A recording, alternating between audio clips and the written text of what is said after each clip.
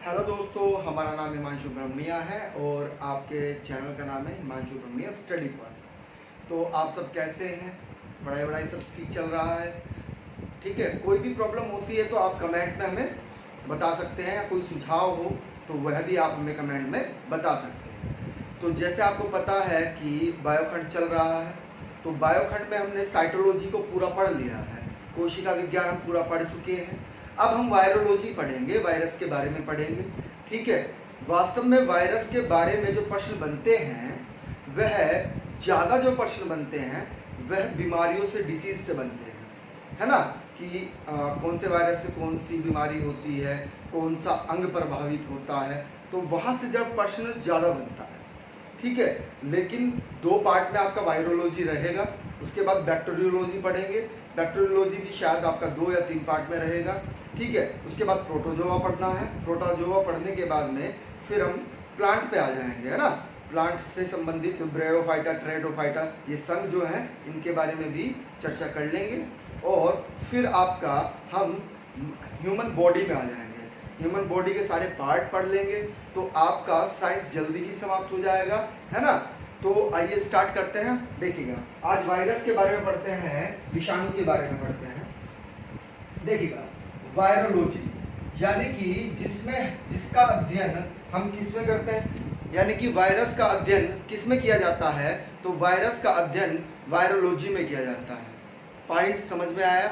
पूछा जाएगा कि विषाणु जो होता है, वायरस जो होता है, उसका अध्ययन हम किस में करते हैं, तो वायरोलॉजी में करते हैं, क्योंकि ये एक अलग ही प्रजाति में इसको रखा गया है ना इसको किसी भी किंगडम ने जगह नहीं मिली, किसी भी वर्गीकरण में इसको जगह नहीं मिली, क्योंकि बहुत सारे थे, है ना। तो इसको एक अलग ही क्या कर दिया, वर्ग बना दिया, जिसको क्या बोला गया, वायरोलॉजी बोला गया, अर्थात विषाणु विज्ञान बोला गया। क्लियर है पॉइंट?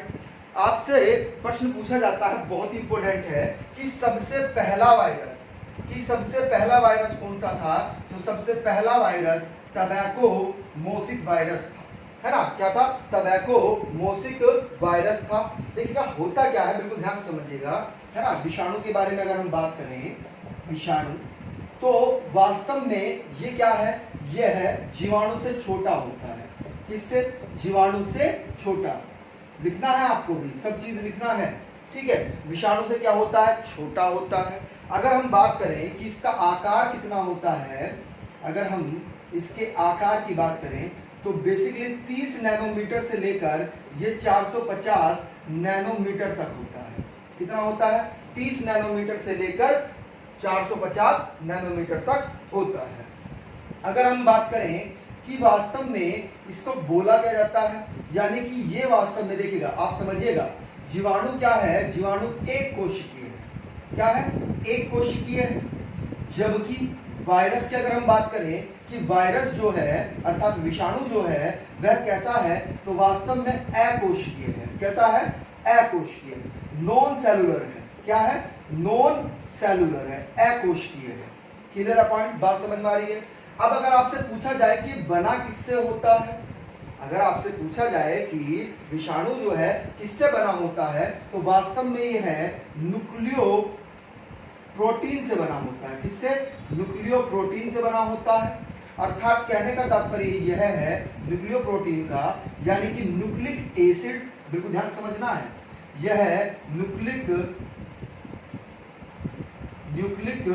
एसिड प्लस प्रोटीन से मिलकर बना होता है। किससे? प्रोटीन से। पॉइंट क्लियर है? आ रही है बात समझ में? वास्तव में होता क्या है कि ये न्यूक्लिक एसिड और प्रोटीन से मिलकर बना होता है, इसलिए ये किससे बना होता है, न्यूक्लियो प्रोटीन, यानी कि न्यूक्लिक एसिड प्लस प्रोटीन से मिलकर बना होता है। आ रही है बात समझ में? क्यों? अब समझिएगा। न्यूक्लिक एसिड हमने आपको पिछली बार पढ़ाया था कि वास्तव में डीएनए और आरएनए क्या है? न्यूक्लिक एसिड ही तो है। क्या है? न्यूक्लिक एसिड ही तो है। बात समझ में आ रही है? Clear point? डीऑक्सीराइबोन्यूक्लिक एसिड और राइबोन्यूक्लिक एसिड। क्लियर है पॉइंट? आ रही है बात समझ में? राइबोसोम जाकर आप प्लेलिस्ट में जाकर पढ़ सकते हैं, पूरा डिफाइन किया है हमने वहां पर। ठीक है। आर्य क्रोमोसोम को भी पूरा डिफाइन किया है, तो वहां पर हमने चर्चा की थी। क्लियर है पॉइंट? आ रही है बात समझ में? क्योंकि इनमें वास्तव में या तो डीएनए जेनेटिक मटेरियल जो होता है, अर्थात अनुवांशिक पदार्थ जो होता है, जेनेटिक मटेरियल जो होता है, वह या तो डीएनए होगा या फिर आरएनए होगा, या तो डीएनए होगा या फिर आरएनए होगा। क्लियर है पॉइंट? बात समझ में आ रही है? इसमें वास्तव में जो जीव द्रव्य होता है, साइटोप्लाज्म जो होता है, वह अनुपस्थित होता है। वह क्या होता है? अनुपस्थित होता है। क्लियर है पॉइंट? आ रही है बात समझ में?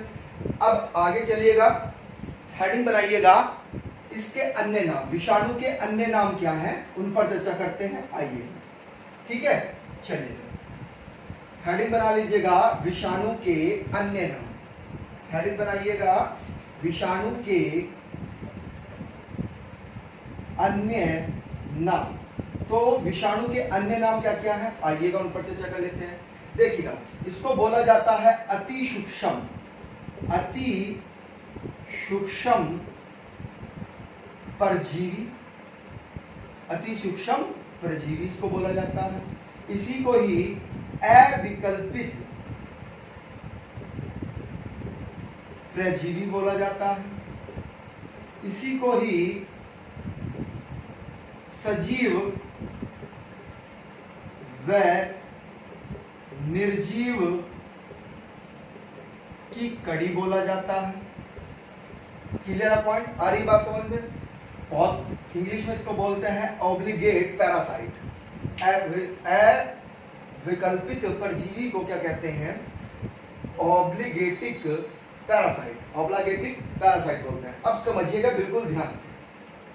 देखिएगा, ये अति सूक्ष्म इसलिए है क्योंकि ये प्रश्न पूछा भी जाता है, इसको किस सूक्ष्मदर्शी के माध्यम से देखा जाता है? तो इसको इलेक्ट्रॉन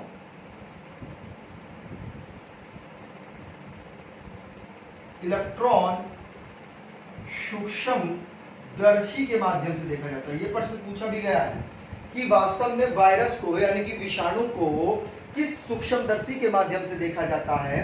तो वास्तव में इलेक्ट्रॉन सूक्ष्मदर्शी के माध्यम से इसको देखा जाता है। पॉइंट क्लियर है? बात समझ में आ रही है? अब एक चीज और समझिएगा, इसको अवैकल्पित परजीवी क्यों कहा गया? पहले परजीवी को समझिएगा कि परजीवी होता क्या है। यानी कि जो दूसरों से भोजन प्राप्त करे, यानी कि दूसरे के ऊपर क्या रहे? आश्रित रहे, उसे ही हम क्या कहते हैं? परजीवी कहते हैं। जो दूसरों से क्या करे? भोजन प्राप्त करे, अर्थात अपने जीवन व्यापन करने के लिए उसको ऊर्जा की आवश्यकता होती है, तो वह ऊर्जा किससे लेता है? दूसरे से लेता है। अपने आप ऊर्जा का निर्माण नहीं करता है, उसे ही हम क्या कहते हैं? परजीवी कहते हैं। क्लियर है पॉइंट? आ रही है बात समझ में? ठीक है। अब सजीव व निर्जीव की कड़ी क्यों कहा जाता है, इसको समझिएगा। देखिएगा, अवैकल्पित बात एक ही है, सजीव और निर्जीव की कड़ी, बस नाम चेंज कर दिया गया है, इसको समझिएगा। जब तक यह अकेला है तो यह निर्जीव है, यानी कि इसमें कोई भी सजीव की क्रियाएं नहीं होती हैं। और जैसे ही यह किसी होस्ट सेल में लग जाता है, होस्ट सेल में यह एंट्री कर जाता है, यानी कि किसी कोशिका में यह आ जाता है, तो उसे सबसे पहले क्या कहता है? उसे सबसे पहले यह निर्देश देता है कि मेरे ऊपर एक प्रोटीन का आवरण बनाइए, जिससे मैं अपनी संख्या को बढ़ा सकूं, पॉइंट क्लियर है? बात समझ में आ रही है? तो ये प्रश्न आपका बहुत इंपॉर्टेंट है कि जब तक यह अकेला रहता है, बाह्य परिस्थिति में रहता है, तब तक यह निर्जीव रहता है। और जैसे ही किसी कोशिका के संपर्क में यह आता है, तो उसे क्या निर्देश देता है कि सबसे पहले एक प्रोटीन का आवरण मेरे ऊपर बनाइए, और जिसके कारण मैं क्या करूं? वृद्धि करूंगा, है ना। अब वह वृद्धि करने लगा है, यानी कि होस्ट सेल से ही क्या ले रहा है? ऊर्जा ले रहा है, अपना भोजन ले रहा है। तो अब इस जीव की भांति कार्य कर रहा है, प्रजनन कर रहा है, तो इसीलिए इसको क्या कहा जाता है? सजीव व निर्जीव की कड़ी कहा जाता है। आइएगा आगे चलते हैं। अब अविकल्पित भी इसको इसलिए बोला जाता है क्योंकि जब यह अकेला रहता है तो यह क्या रहता है? निर्जीव की भांति कार्य करता है, जबकि यह किसी होस्ट सेल में लग जाता है तो वह क्या करता है? सजीव की भांति कार्य करता है। अब अगला ही फैक्ट समझिएगा, वास्तव में जो ये वायरस है, यानी कि विषाणु की अगर हम बात करें, वायरस की अगर हम बात करें, तो तो वायरस शब्द किस भाषा का है, ये भी प्रश्न पूछा गया है। तो लेटिन भाषा का शब्द है, जिसका शाब्दिक अर्थ क्या होता है, जिसका शाब्दिक अर्थ क्या होता है, विष होता है। क्या होता है, विष। यानी कि इंग्लिश में अगर हम बात करें तो पॉइजन होता है। क्या, पॉइजन। क्लियर है। और पॉइजन का अर्थ क्या होता है, विष होता है। पॉइजन का अर्थ क्या होता है, विष होता है। यह प्रश्न भी पूछा गया है घुमाकर कि लसदार तरल विष किसको कहा जाता है, तो वास्तव में वायरस को ही कहा जाता है ना। वायरस का शाब्दिक अर्थ क्या है, लसदार सरल क्या है, विष, सॉरी तरल लिखिएगा यहाँ पर, तरल है ना, तरल, तरल विष या खाली विष अर्थात पॉइजन। Clear point. आगे चलिएगा। अगर हम बात करें कि सबसे पहले देखा, शब्दावलियों पर ध्यान दीजिएगा, ये तथ्यात्मक प्रश्न है और ये कथन निष्कर्ष में पूछे जाते हैं। ये तथ्यात्मक यूपीएससी में पूछे जाते हैं तथ्यात्मक रूप से।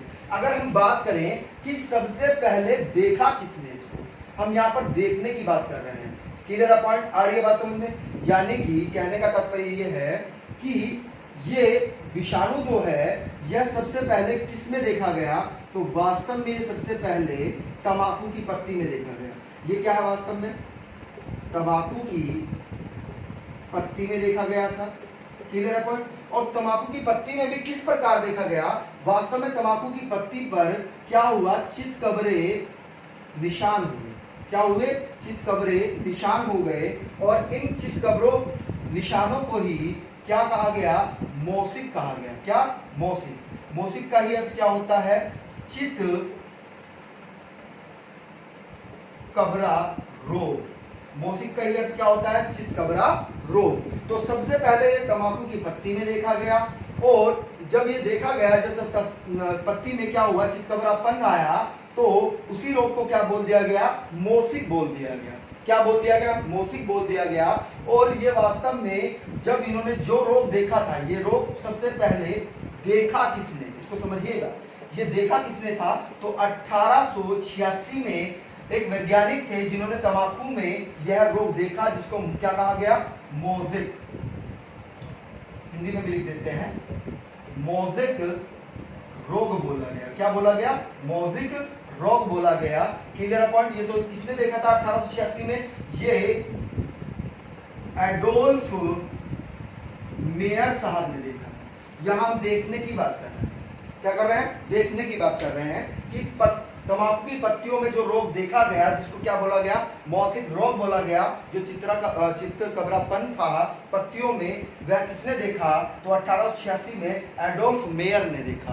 Clear point. अब इसी से संबंधित एक और पॉइंट है, उसको समझिएगा आप बिल्कुल ध्यान से। ये भी तथ्यात्मक रूप से आपसे पूछा जाता है कि जो मोज़ेक वायरस है, जो मोज़ेक रोग है, अब मोज़ेक रोग को यानी कि उसका एनालिसिस किसने किया, तो बिल्कुल ध्यान से समझिएगा, बिल्कुल ध्यान से। इवान ओस्की, ये बहुत इंपॉर्टेंट नेम है, याद रखना है। इवान ओस्की साहब थे, उन्होंने क्या किया, वास्तव में उन्होंने 1892 में तंबाकू की पत्ती का क्या किया, एनालिसिस किया, है ना। आर्य बात समझ में। इसका घाड़ा जो है बनाया, इसका रस को निचोड़ा, और रस के निचोड़ने के बाद इन्होंने देखा कि यह वास्तव में क्या है, यह एक न्यूक्लियो प्रोटीन के कण है। क्या है, इसमें क्या है, वास्तव में इस रोग में, जो मोज़ेक रोग है आपका, मोज़ेक रोग जो है आपका, यह किसके कारण हो रहा है, तो यह वास्तव में एक न्यूक्लियो प्रोटीन के कारण हो रहा है। Clear point. आ रही है बात समझ में। जो 1992 में देखा इन्होंने, तो इसका इन्होंने क्या किया, अध्ययन किया। प्रश्न ऐसे भी बन सकता है कि मोज़ेक रोग का अध्ययन किसने किया, तो वास्तव में इवान ओस्की साहब ने किया। इसने इवान ओस्की साहब ने किया, और इन्हें ही क्या कहा जाता है, इन्हें ही विषाणु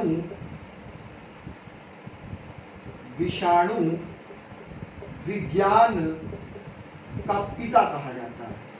इन्हें क्या कहा जाता है, विषाणु विज्ञान का पिता कहा जाता है।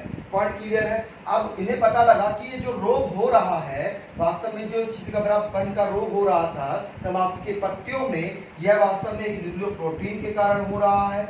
और ये न्यूक्लियोप्रोटीन है क्या वास्तव में? यह एक वायरस है। यह क्या है? एक वायरस है, ठीक है।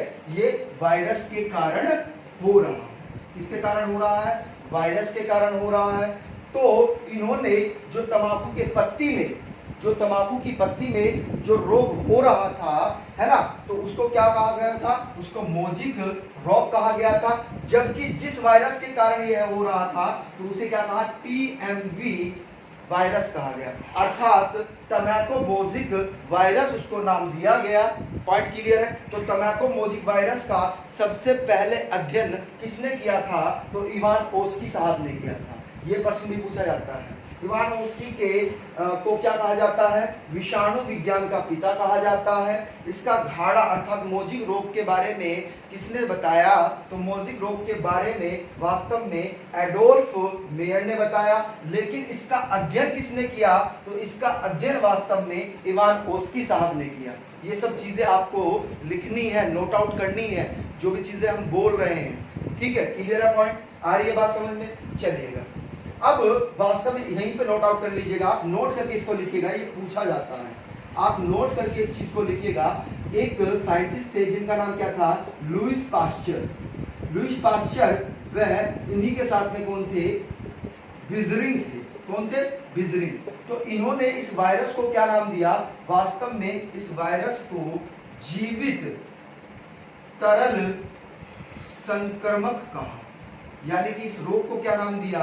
इस रोग को नाम दिया इन्होंने जीवित तरल संक्रमक। यानी कि यह वास्तव में जीवित तरल संक्रमक के कारण हो रहा है। Clear point? आ रही है बात समझ में? आइएगा आगे चलते हैं। तो इसीलिए ये प्रश्न तथ्यात्मक रूप से आपसे पूछे जाएंगे। कथन निष्कर्ष में ये प्रश्न वाकई में बनते हैं और बार बार परीक्षाओं में पूछे जाते हैं। अगर आपसे पूछा जाए, बिल्कुल ध्यान से सुनना है पॉइंट को, कि वास्तव में सबसे बड़ा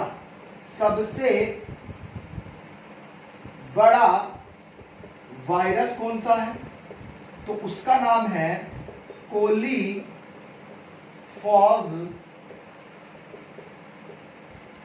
टोबैको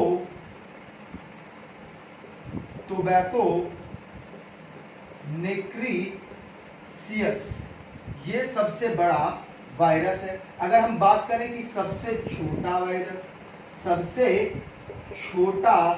वायरस कौन सा है? सबसे छोटा वायरस का नाम क्या है? तो सबसे छोटा, सॉरी उल्टा लिख दिया हमने, ये सबसे छोटा है और ये सबसे लंबा है। कौन सा हम नाम लिख रहे हैं? बिल्कुल ध्यान समझिएगा। साइट्रस टाइट्रिल, देखिएगा, साइटस ट्राइस्टिलिस। बहुत ही ज्यादा इंपॉर्टेंट है, ये दोनों प्रश्न भी पूछे गए हैं आपसे, ठीक है। वास्तव में सबसे छोटा और सबसे लंबा। क्लियर है पॉइंट? देखिएगा, तो सबसे छोटा वायरस कौन सा है? सबसे छोटा वायरस कोलीफॉज टोबैको नोक्रिसिस, ठीक है। जबकि सबसे लंबा वायरस कौन सा है? सबसे लंबा वायरस साइट्रस ट्राइस्टिलिस, ठीक है, स्ट्रीजी। बहुत ही इंपॉर्टेंट है, पूछे जाते हैं। अब आपसे अगर पूछा जाए, देखिएगा ये प्रश्न भी बनता है कि वास्तव में जो सबसे बड़ा यानी कि जो सबसे लंबा वायरस होता है ना, यह वास्तव में लगभग किसके बराबर होता है? तो यह जीवाणु के बराबर होता है। जीवाणु के बराबर होता है। पॉइंट क्लियर है? बात समझ में आती है? यानी कि इसका आकार जो है वास्तव में वह जीवाणु के बराबर होता है। पॉइंट क्लियर है? चलिएगा आगे चलते हैं। अब आप एक चीज समझिएगा, ये डायग्राम हमने टोबैको मोजिक वायरस का बनाया हुआ है ना, इसको भी समझाएंगे। पहले एक चीज लिखिएगा बिल्कुल ध्यान से, है ना, ये आपको लिखना ही पड़ेगा, और क्योंकि परीक्षाओं में बार बार बनता है ना। आइए हेडिंग बना लीजिएगा बिल्कुल ध्यान से कि ऐसे लिखिएगा, वायरस में निर्जीव के लक्षण, है ना। कथन निष्कर्ष में ये प्रश्न बनते हैं कि वायरस में निर्जीव के लक्षण क्या होते हैं। वास्तव में इसमें सेल यानी कि कोशिका के रूप में नहीं है, यह सेल अर्थात कोशिका के रूप में नहीं है, यह वास्तव में क्रिस्टल यानी कि रवा बनाकर इसे निर्जीव अवस्था में यानी कि निर्जीव पदार्थ की भांति लाखों वर्षों तक इसमें रखा जा सकता है। बोतल में भरकर कई वर्षों तक रखा जा सकता है। इसीलिए इसको क्या कहते हैं, इसे अमर भी कहते हैं। वायरस क्या होता है, अमर होता है। क्या होता है, यानी कि अधिक से अधिक तापमान पर भी रह सकता है और कम से कम तापमान पर भी वायरस रह सकता है। क्लियर है, इसीलिए इसको क्या कहते हैं, इसको अमर कहते हैं। क्लियर है पॉइंट, आ रही है बात समझ में। ये तो थे इसके निर्जीव के लक्षण। अगर हम बात करें कि सजीव के लक्षण क्या होंगे, तो हेडिंग बना लीजिएगा, वायरस में सजीव के लक्षण। तो वायरस में सजीव के लक्षण क्या क्या होते हैं उसको समझिएगा। पहला पॉइंट तो यही है कि यह न्यूक्लियो प्रोटीन का बना होता है। लिखना है, एक एक फैक्ट लिखना है आपको। यह क्या है, वास्तव में न्यूक्लियो अम्ल, ऐसे लिखिएगा, न्यूक्लिक अम्ल का द्विगुणन करता है ना। यानी कि जो इसमें प्रजनन क्रिया होती है वह वास्तव में द्विगुण प्रजनन के द्वारा होता है। इसको लिखवाएंगे, अभी हम नोट आउट करवाएंगे, नोट करके लिखेंगे इसको बाद में, है ना। न्यूक्लियर अम्ल का क्या करता है, द्विगुणन करता है। यह जब जीवित कोशिका में सजीव की भांति कार्य करता है, तभी तो उसे निर्जीव की और सजीव की कड़ी कहा गया है। अब हेडिंग यहाँ पर आप प्रजनन नोट करके लिखिएगा कि प्रजनन किस विधि द्वारा करता है। ये प्रश्न आपके लिए इंपॉर्टेंट बनेगा।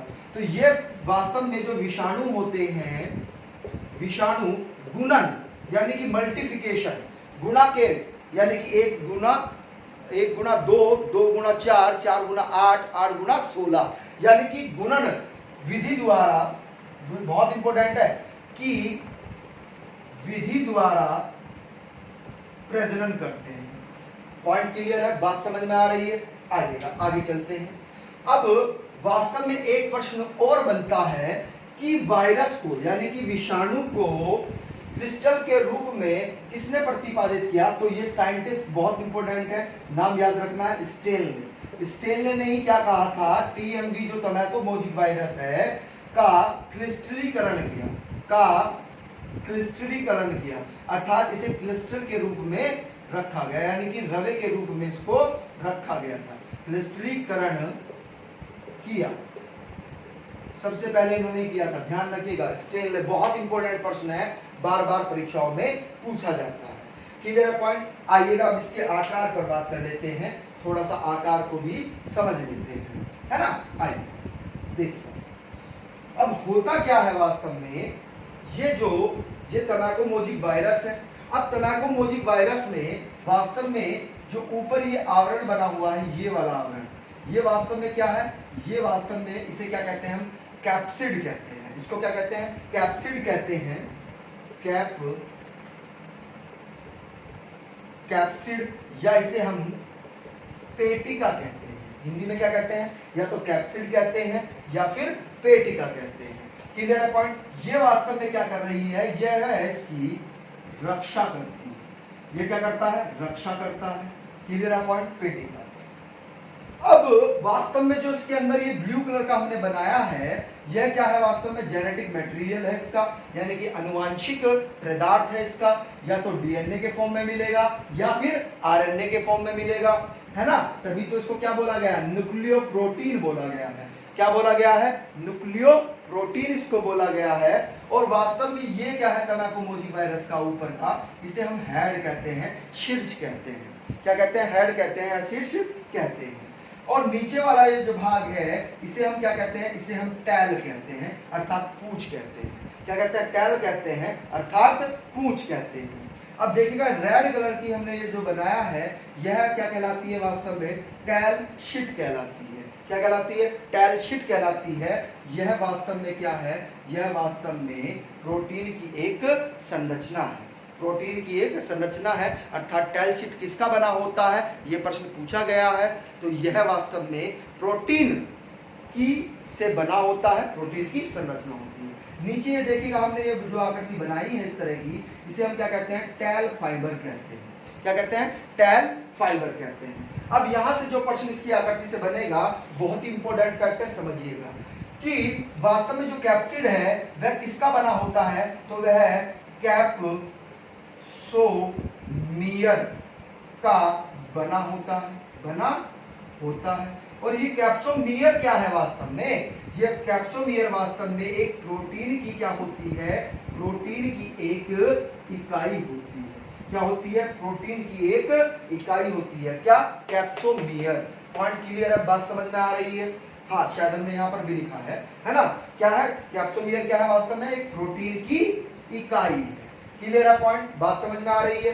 अब एक चीज और समझिएगा, तो वास्तव में प्रश्न ये भी बनता है कि कैप्सिड अर्थात पेटिका, और साथ में क्या? साथ में केंद्रीय कोड।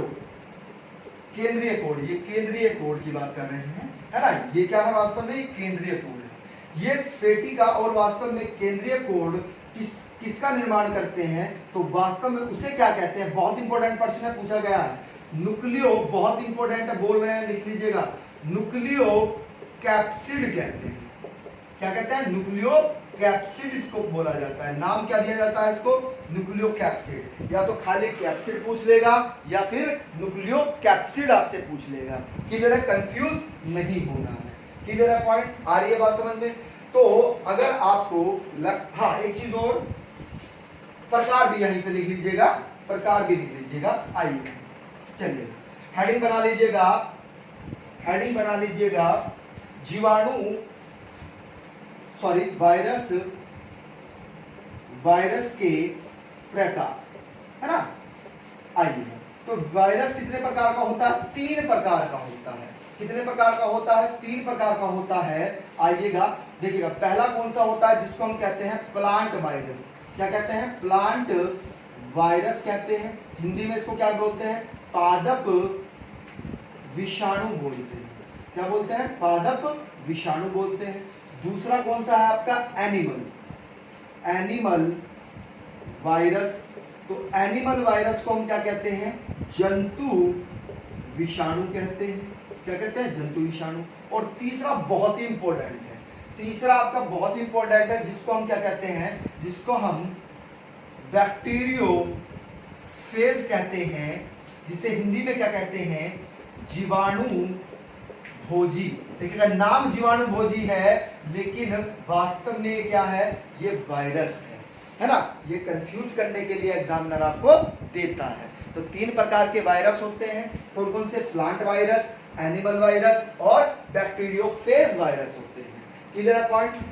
अब एक चीज और समझिएगा, इसमें आप नोट आउट करके लिख लीजिएगा, क्योंकि प्रश्न बनता है कि इनके अनुवांशिक पदार्थ कौन कौन से। बहुत इंपॉर्टेंट फैक्ट है कि इनके अनुवांशिक पदार्थ क्या है। तो वास्तव में जो पादप विषाणु होता है, इसके जो क्या है, बहुत इंपॉर्टेंट है, जो पादप विषाणु होते हैं, इसका जेनेटिक मटेरियल क्या होता है? तो इसका आरएनए क्या होता है? जेनेटिक मटेरियल होता है। अगर हम एग्जांपल की बात करें तो सीधा टीएमवी को ले सकते हैं। किसको ले सकते हैं? टीएमवी को। जबकि जो जंतु विषाणु होते हैं, तो इनका जो आनुवंशिक पदार्थ होता है वह क्या होता है? तो वह डीएनए, और कभी कभी ये लिख लीजिएगा आप नोट करके, कभी कभी आरएनए भी होता है। क्या होता है? कभी कभी आरएनए भी होता है। अगर हम इसके एग्जाम्पल की बात करें तो इन्फ्लुएंजा, मेपल्स लिख लीजिएगा आप। एग्जाम्पल की अगर हम बात करें, एग्जाम्पल दीजिएगा सर आप, तो एग्जाम्पल है इन्फ्लुएंजा और मेपल्स, है ना? मेपल्स क्या है? इनके एग्जाम्पल है ना? जो नेक्स्ट वीडियो रहेगी ना, वो पूरे आपको कि हमने बताया आपको कि प्रभावित होने वाले, है ना, अंग, है ना, मनुष्य से यानी कि वायरस से प्रभावित होने वाले अंग, बीमारियां, है ना, पशुओं में कौन सी बीमारियां होती है, यानी कि जंतुओं में कौन सी बीमारी होती है, पौधों में कौन सी बीमारी होती है, किस वायरस के कारण होती है, वो वीडियो नेक्स्ट रहेगी, है ना। हम वीडियो को ज़्यादा लंबा नहीं करना चाह रहे हैं, है ना। आइएगा, अब जो बैक्टीरियोफेज जीवाणु है, जीवाणु भोजी वायरस है, यह वास्तव में किसका बना होता है, तो ये डीएनए का, अर्थात इसमें जो आनुवांशिक पदार्थ होता है, जेनेटिक मटेरियल होता है, वह क्या होता है, डीएनए होता है। बहुत ही इंपॉर्टेंट फैक्ट है, डीएनए होता है। अगर हम इसके एग्जांपल की बात करें तो आप लिख लीजिएगा T2 फेज, इसका एग्जांपल ये वायरस कौन सा है, ये वास्तव में जीवाणु भोजी वायरस है। क्योंकि ये इंपॉर्टेंट क्यों बनता है, इसको समझिएगा, इसको इसलिए समझिएगा कि ये वास्तव में लाभ क्या देता है। ये हमें अगर यहाँ पर नोट करके आप लाभ भी लिख लीजिएगा, है ना, आप नोट करके लाभ भी लिख लीजिएगा। वास्तव में जीवाणु भोजी जो वायरस है, यह जल को सड़ने से बचाता है। किसको, जल को सड़ने से बचाता है। जो नील हरित शैवाल हो जाती है कहाँ पर, जल में, तो उनको क्या करता है, उनको साफ करता है। नील हरित शैवालों को क्या करता है, साफ करता है। यह कवकों को साफ करता है, यह एल्गी को साफ करता है ना। आ रही है बात समझ में। तो ये बहुत ही इंपॉर्टेंट है, आप लाभ करके ये फैक्ट लिख लीजिएगा, क्योंकि प्रश्न घुमाकर बनते हैं यहाँ से कि जल को साफ करने वाला वायरस कौन सा है, तो वास्तव में जीवाणु भोजी वायरस होता है। नील हरित शैवाल को साफ करने वाला वायरस कौन सा है, तो जीवाणु भोजी वायरस है। आपसे पूछा जाएगा कवक या एल्गी को साफ करने वाला वायरस कौन सा है, तो जीवाणु भोजी वायरस है। क्लियर है पॉइंट, आ रही है बात समझ में। तो अगर वीडियो आपको अच्छा लगा हो तो इसको लाइक करिएगा, ठीक है ना। हाँ बिल्कुल, आपको ये बताना है कमेंट और लाइक के माध्यम से कि आपको वीडियो कैसा लगा है। क्लियर है पॉइंट। और जो नए व्यूवर्स हैं जिन्होंने हमारे चैनल को सब्सक्राइब नहीं किया है, वो हमारे चैनल को सब्सक्राइब कर ले और बेल आइकन जरूर ऑन कर लीजिएगा, क्योंकि आपको नोटिफिकेशन सबसे पहले मिल जाएगा, ठीक है। कोई भी हम वीडियो डालते हैं तो उसका नोटिफिकेशन आपको मिल जाएगा, कोई भी वीडियो आपसे स्किप नहीं होगी, और आप प्लेलिस्ट में जाकर हमारी सारी वीडियो देख सकते हैं, ठीक है। चलेगा, थैंक यू।